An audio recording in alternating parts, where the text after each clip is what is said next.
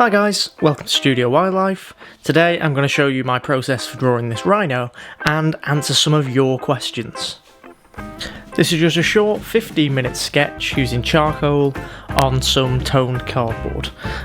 This is just basic cardboard that was on the pack of a sketchbook that I used, so nothing special. I did this picture as a sketch for wildlife, which means I donated it and auctioned it, and every part of that money that was brought in was donated to the David Shepherd Wildlife Foundation charity. I like doing these little sketches from time to time because it helps me develop my observational skills, so I'm constantly checking to see if I've got my proportions right, and also these quick little sketches help to loosen up my style, focusing a little bit less on the details and more on the shapes and the structures of what I'm trying to draw. Okay, let's make a start with your questions now. Okay, so J Hopper Art asks, what's the trick on getting the fur to look so realistic? So some of you might know that I like to paint tigers, lions, big cats. I do this because I love painting the fur.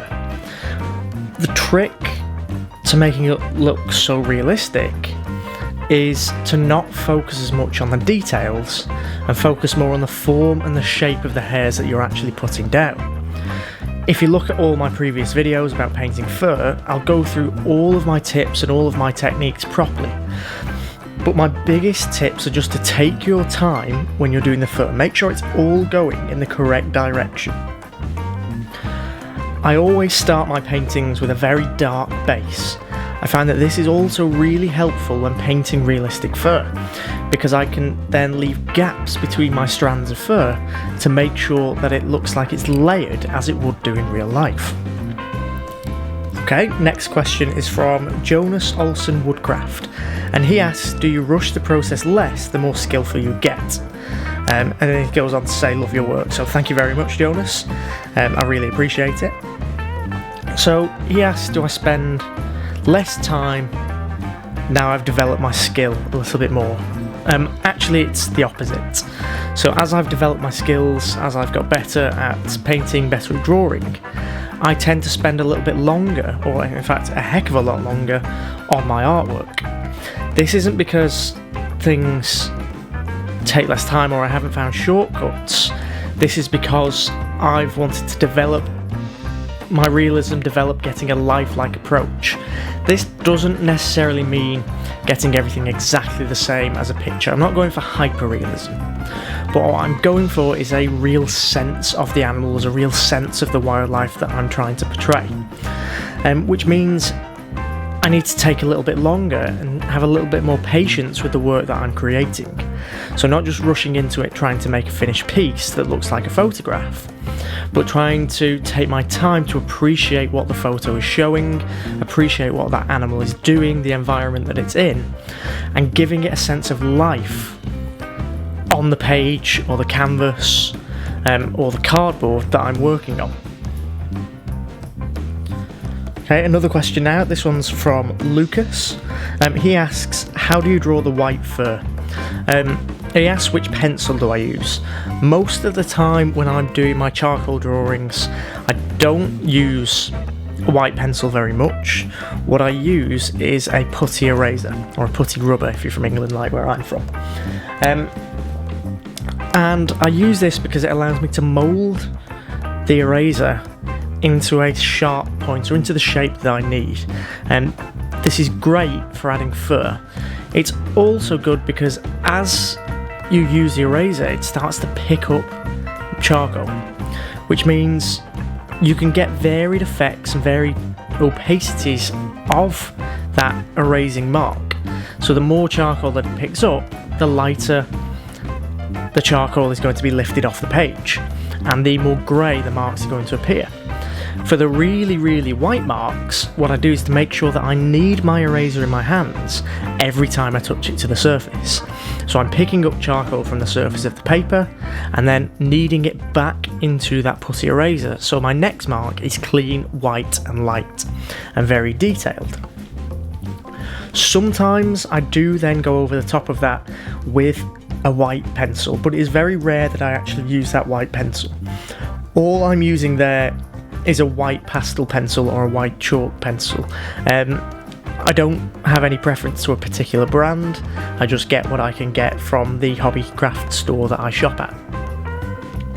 But again, most of the time, the details, the white fur that I'm getting, is through use of a putty eraser and not through a pencil. Okay, Amelia Smith asks, what sizes of brushes do you use for the fur? So I've actually got a blog all about this. Amber actually wrote the blog about what brushes we use for fur. I'll briefly go into it, but I will also put a link in the description to that blog so that you can read more about it. But basically for my fur, there's usually 3 or 4 different brushes that I use.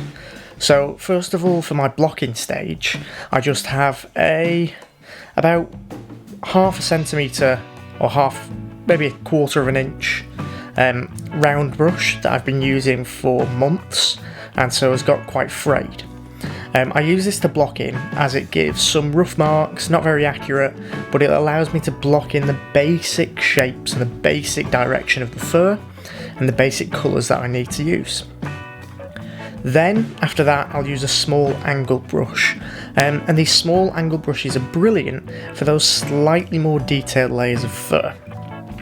After that, I use a liner brush, which are the long, thin brushes, or a very small detail brush that I pick up cheap from The Works in the UK, if you wanted to know where that was.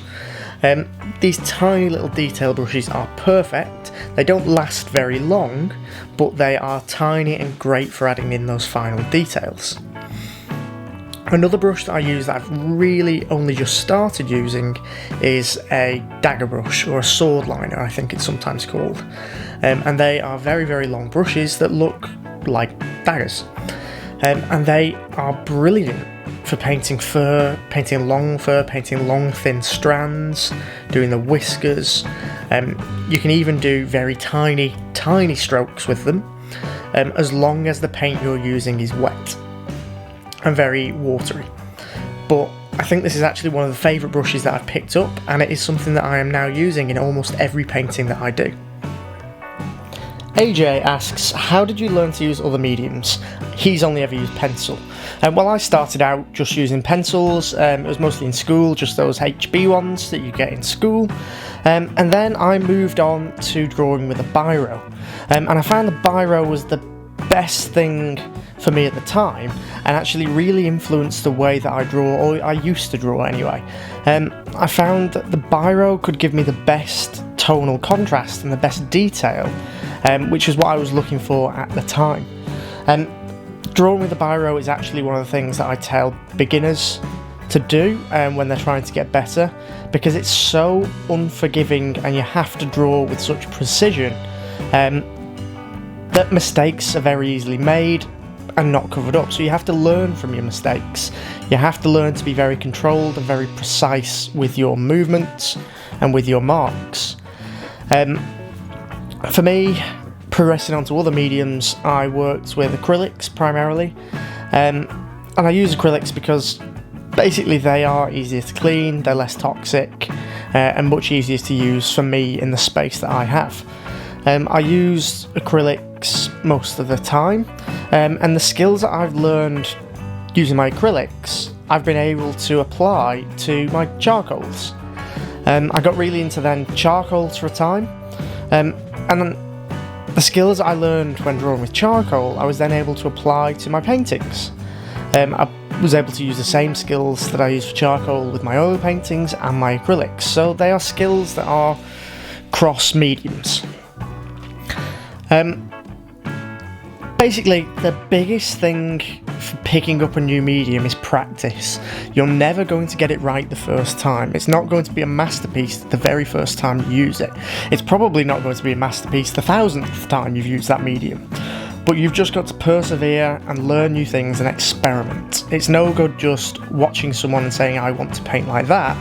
You need to think about your own style, you need to practice and experiment yourselves to see what you like, to see how you like to do things, and do things well. I hope that answers your question. Caddy Cathy asked me, how do I photograph my art? It depends on which piece of artwork that I am trying to photograph. If it's a charcoal drawing on paper, I tend to scan it in just with a cheap A4 scanner that's attached to my printer. It takes a while, but I scan each bit separately and piece it all together in Photoshop. I don't do anything special. My Photoshop has a function that allows you to photo merge, which pieces all of those photos together, and then I will play around in Photoshop to get the levels and the exposure and the contrast as I want it. If it's a painting, I will set up my camera on a tripod. I'm currently using a Canon EOS 90D, which I use to record and take pictures of my paintings. This is really good. I put it on a tripod and it creates really sharp, really clear images. So I place my camera on the tripod. I don't have a massive lighting setup, so I wait for a sunny day and photograph my paintings in the shade. I set the painting on an easel or on the floor, and then set my camera up on a tripod, position it, take a picture of a small section of the painting, and then move the painting around so that I get snapshots of every single step or every single part or section of that painting. And then again, I use the same Photoshop function and just piece it together to form one big image. Another good question from the Joy of Nature Art. They say they struggle getting the values and the colours right sometimes. Any advice? Yes, I do actually have some advice on this, because this is one of the things that I struggle with most, getting those colours and values correct. The tones I get are usually right, but I usually struggle with the colours. Either I'm not getting the colours subtle enough, or I'm not getting all the colours are too saturated, basically. To fix this, it's really simple. I tend to paint as I go, and then when I finish, if there are colours or tones or values that I don't like and I'm not sure about, what I'll do, I'll use a glazing technique. A glazing technique is just basically, once the painting is dried, use thin washes of acrylic paints or oil paints if you're using oils, once that painting's dried, to add thin washes of colour back into your painting. And I can use these thin washes to alter the colours and get them closer to what I want them to be.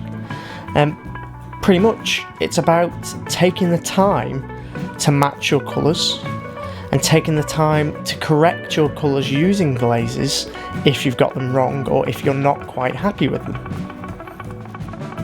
And then the final question, how do you keep acrylics wet for longer periods of time? For me, this is just about spraying them with water. I don't really tend to use that much acrylic paint in one go. Because I use very thin washes, I only need very small amounts of paint. So once it's dried, I'm not actually losing that much paint, so I just reapply some more. Some of the things that I've picked up through my painting that can help with prolonging acrylic drying time is using a medium, so a flow enhancer. You could mix that in with your acrylic paints. Other things is just misting them with water with a little misting bottle. You could also use a wet cloth underneath your palette to keep your painting wet. Or if you are trying to keep your acrylics wet, if you're leaving them and taking a break from painting, sometimes what I do is spray them with water and then cover it with cling film, which helps to keep them dry for, I'd say, up to about 12 to 24 hours, depending on how hot and sunny it is. If you did enjoy the video, please give it a like and please subscribe to our channel. Everybody that subscribes and watches the videos, we really appreciate you, and it really helps us out. We'd appreciate any comments or anything that you might want us to talk about later on or in other videos. But just to let you know, thank you very much for watching, and thank you for keeping up with the artwork that we're putting out.